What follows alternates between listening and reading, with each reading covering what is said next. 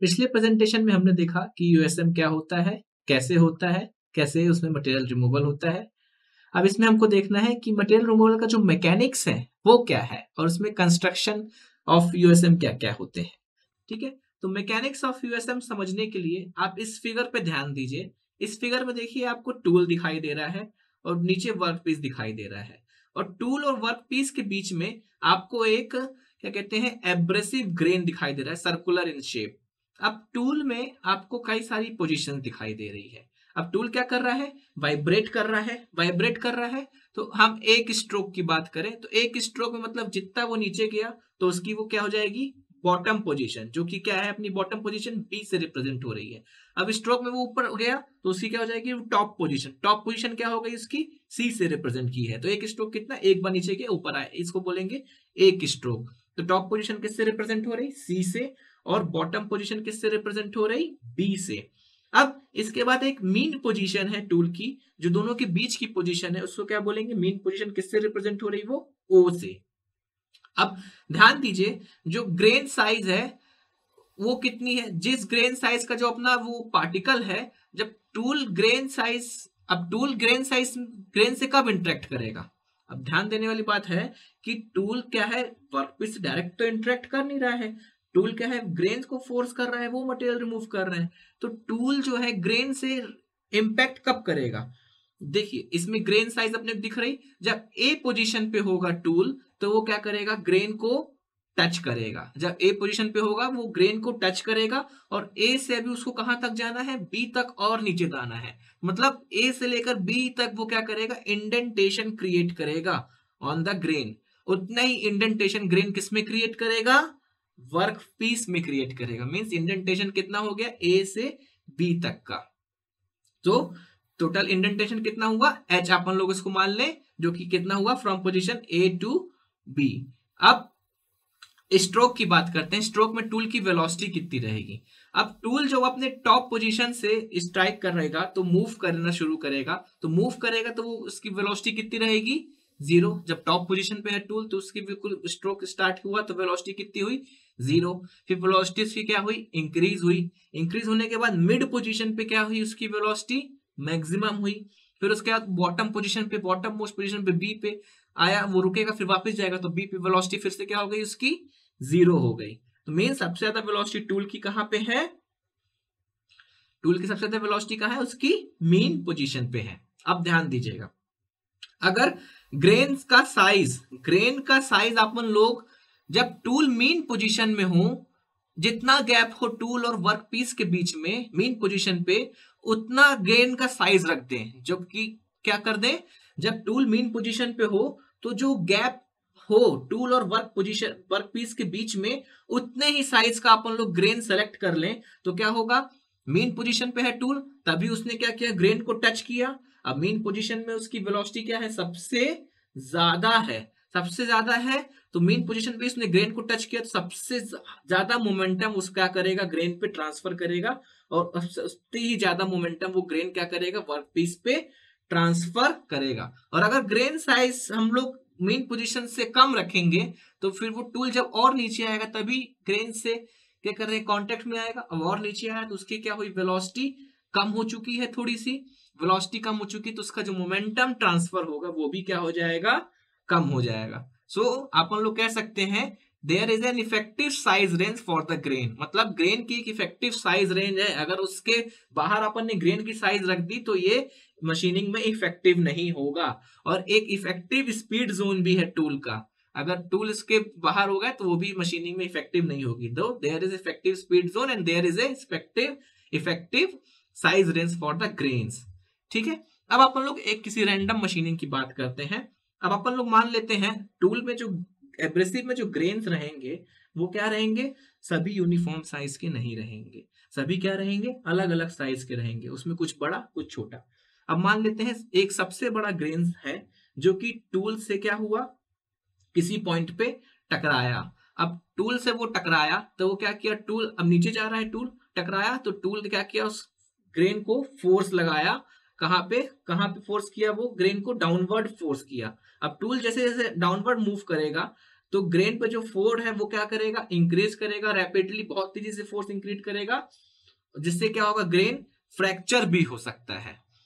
ठीक है, ग्रेन क्या हो सकता है, फ्रैक्चर भी हो सकता है, और या तो वो वर्क पीस में इंडेंटेशन क्रिएट करेगा। अब जैसे जैसे टूल और नीचे जाएगा, तो अभी तो अपन ने सबसे बड़े वाले ग्रेन से कॉन्टेक्ट बनाया था, अब नीचे गया तो क्या स्मॉलर ग्रेन्स हैं वो भी क्या टूल से कॉन्टेक्ट में आएंगे।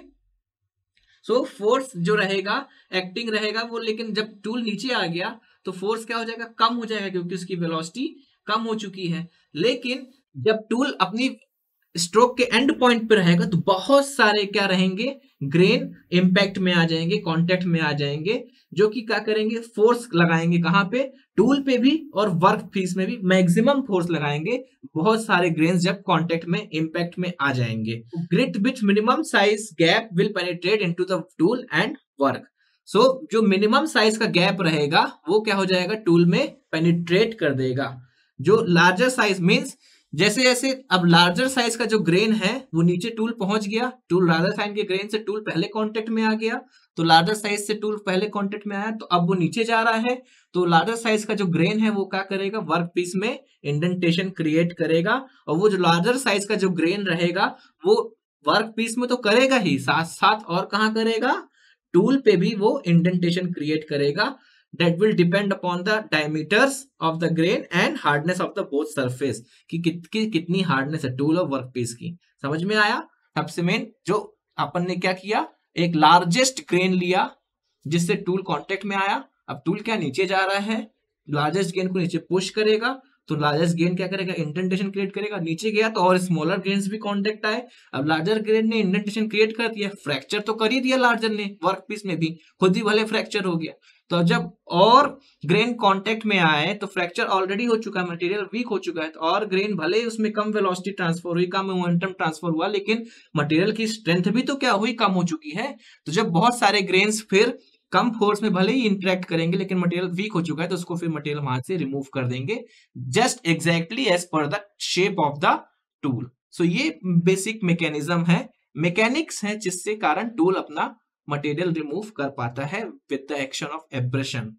अब अपने को देखना है कि अल्ट्रासोनिक मशीनिंग की यूनिट में कितने इंपॉर्टेंट पार्ट्स होते हैं। इसमें बेसिकली 5 इंपॉर्टेंट पार्ट्स होते हैं। पहला एकॉस्टिक हेड, दूसरा फीडिंग यूनिट, तीसरा टूल, चौथा एब्रेसिव स्लरी एंड पंप, पांचवा बॉडी एंड वर्क टेबल। अब इसके सब systems, transducer, power supply, transducer, tool holder, tools and abrasive. अब इसमें एकॉस्टिक हेड जो रहता है वो क्या होता है, उसका function to produce vibration. Acoustic head का फंक्शन क्या है, वाइब्रेशन प्रोड्यूस करना। उसमें क्या क्या होता है एकॉस्टिक हेड में, एकॉस्टिक हेड में जनरेटर होता है जिससे क्या सप्लाई होता है करंट। उसमें एकॉस्टिक हेड में ही ट्रांसड्यूसर होता है जो कि क्या करता है, करंट को वाइब्रेशन में कन्वर्ट करता है। एकॉस्टिक हेड में ही होल्डर होता है जो कि टूल को भी कैरी करता है। मींस एकॉस्टिक हेड में ही जनरेटर है, ऑसिलेटर है, ट्रांसड्यूसर है और क्या है, होल्डर है जो कि टूल होल्ड करेगा। तो ट्रांसड्यूसर क्या करेगा, ट्रांसड्यूसर एक डिवाइस है जो कि इलेक्ट्रिकल एनर्जी को, ट्रांसड्यूसर जनरल एक ट्रांसड्यूसर की बात करें, ट्रांसड्यूसर का काम होता है एक फॉर्म से एनर्जी को दूसरे फॉर्म में चेंज करना। यहाँ पे जो ट्रांसड्यूसर हो रहा है वो इलेक्ट्रिकल एनर्जी मिल रही है तो उसको मैकेनिकल एनर्जी में कन्वर्ट करेगा, मैकेनिकल एनर्जी में कन्वर्ट करेगा तो उससे वाइब्रेशन क्रिएट होगा, हाई फ्रीक्वेंसी अल्ट्रासोनिक वेव्स जिससे जनरेट होंगी। अब ट्रांसड्यूसर भी दो प्रकार के हो सकते हैं, मैग्नेटोस्ट्रिक्शन ट्रांसड्यूशन और piezo electric transducer. Piezo electric transducer हम लोग ऑलरेडी यूनिट 3 में देख चुके हैं। मैग्नेटोस्ट्रिक्शन ट्रांसड्यूसर भी उसी तरह से काम करता है, उसका भी मेन काम क्या रहता है, वाइब्रेशन क्रिएट करना। उसके बाद फीड मैकेनिज्म, फीड मैकेनिज्म का काम रहता है एक स्टैटिक लोड लगाना between tool and work piece during the machining. अब फीड मैकेनिज्म से क्या हो, टूल में एक स्टैटिक लोड लग रहा है, कांस्टेंट लोड लग रहा है ड्यूरिंग द मशीनिंग, और जैसे ही मशीनिंग खत्म हुई तो वो टूल को क्या हो, उस लोड रिमूव कर दे, मतलब टूल को वापस खींच ले। तो फीड मैकेनिज्म का ये काम रहता है। सो फीड मैकेनिज्म क्या होना चाहिए, बेसिक रिक्वायरमेंट क्या होनी चाहिए फीड मैकेनिज्म की, the tool should be move slowly to prevent breaking. तो टूल जो है धीमे से मूव करना चाहिए, क्योंकि ध्यान दीजिए एब्रेसिव जो है ना केवल वर्कपीस से टूल से भी कांटेक्ट में आ रहे हैं, तो थोड़ी सी लापरवाही हुई तो टूल भी टूट सकता है वर्कपीस के साथ, जो कि बहुत ही अनइकोनॉमिकल होगा। और दूसरा, जैसे ही मशीनिंग कंप्लीट हो गई, फिनिशिंग हो गई, इसको इनिशियल पोजीशन में टूल को ले आना, ये किसका काम होता है? फीड मैकेनिज्म का काम होता है। तो 3 टाइप के फीड मैकेनिज्म यूज हो सकते हैं अल्ट्रासोनिक मशीनिंग में। पहला ग्रेविटी फीड मैकेनिज्म, जो under the action of gravity काम करेगा। दूसरा स्प्रिंग लोडेड फीड मैकेनिज्म, जो कि मशीनिंग किया स्प्रिंग उसको वापस से अपने फॉर्म में ले लेगी मशीनिंग होने के बाद। दूसरा हाइड्रोलिक या न्यूमेटिक बेस्ड फीड मैकेनिज्म। इन तीनों में से कोई भी फीड मैकेनिज्म इस्तेमाल हो सकता है एब्रेसिव मशीनिंग में, एब्रेसिव मशीनिंग में नहीं, अल्ट्रासोनिक मशीनिंग में। उसके बाद एक मोस्ट इंपॉर्टेंट कंपोनेंट है किसका मशीनिंग का? Abrasive slurry. हमने पहले ही बताया एब्रेसिव स्लरी किसी मटेरियल की हो सकती है, जैसे बोरॉन कार्बाइड, सिलिकॉन कार्बाइड, जिसमें से बोरॉन कार्बाइड जो रहता है बेस्ट एंड मोस्ट एफिशिएंट रहता है, सबसे ज्यादा एक्सपेंसिव भी होता है बोरॉन कार्बाइड। एफिशिएंट है, बेस्ट है, cutting edge best, cutting action इसका बेस्ट है, इसलिए वो एक्सपेंसिव भी है। अगर अपने को एक्सपेंसिव नहीं चाहिए तो अपन सिलिकॉन कार्बाइड की तरफ भी जा सकते हैं। उसके बाद जो एब्रेसिव स्लरी बनेगी उसमें पानी भी रहता है, तो पानी कितना रहेगा? 20 से 30% उसमें क्या रहेगा? पानी भी रहेगा। तो उसके बाद अब टूल होल्डर। टूल होल्डर क्या होता है? जो कि टूल को होल्ड करके रखता है। टूल होल्डर जनरली किस शेप का होता है? सिलेंड्रिकल या कोनिकल शेप का होता है। और टूल किस मटेरियल से बना होता है? होल्डर एल्यूमिनियम या स्टील से बना होता है। एल्यूमिनियम एलॉयज या स्टील का टूल होल्डर होता है। सो ये सारे कंस्ट्रक्शनल डिटेल्स थी अल्ट्रासोनिक मशीनिंग की, और मैकेनिक्स के कारण अपना अल्ट्रासोनिक मशीनिंग मटेरियल रिमूव कर पा रहा है। I hope you would have understand this topics. Thanks for paying your attention.